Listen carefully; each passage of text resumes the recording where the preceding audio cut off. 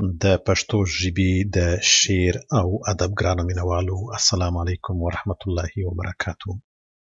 اجازه راکړئ چې خپل یو قطعه نظم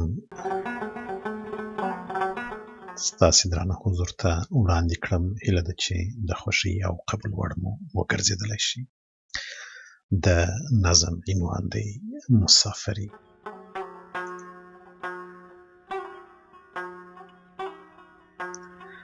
زمانه پاته شوې وطنه، زمانه پاته شوې وطنه، زړګی مې غواړي د دوستانو دیدنونه.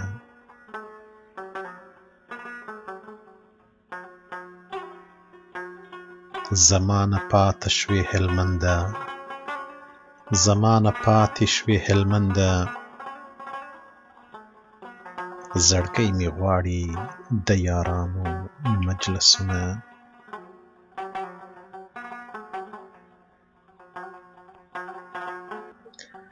مسافري مې ډېره وکړه، مسافري مې ډېره وکړه، شیرینه یاره نور پر ما مه کړه ظلمونه.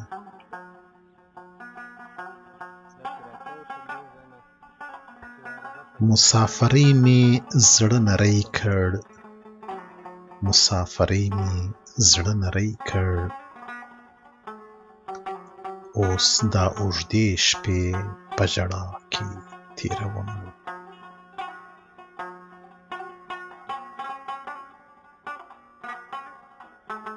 د پردیسۍ دنیا کې ژوند کړم،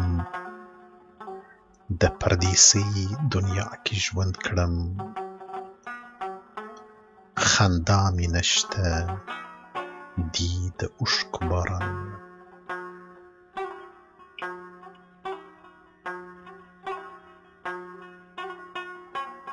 مسافري سخته خواري ده، مسافري سخته خواري ده، که ورسره عاشقي شي بیا تباهي ده.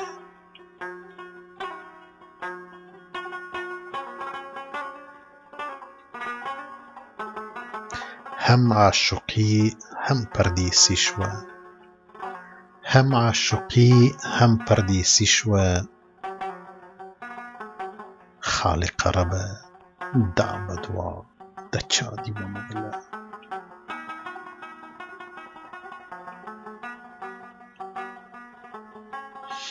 په عاشقۍ کې پردیسي شوه،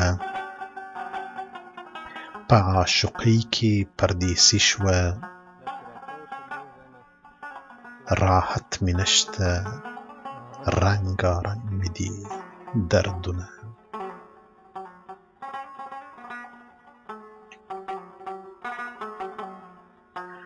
زړګی مې ژاړي تا له مانه غواړي، زړګی مې ژاړي تا له مانه غواړي، پردی وطن دی زه نو تا له کومه کړمه.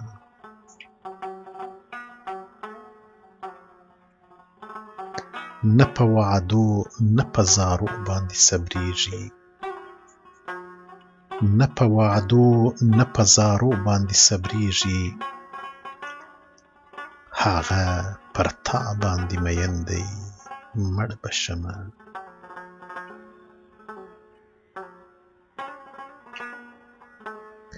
هم عاشقي هم پردیسي شوه، هم عاشقي هم پردیسي شوه، شیرینه یاره تر دې ژوند مرګ خوښومه.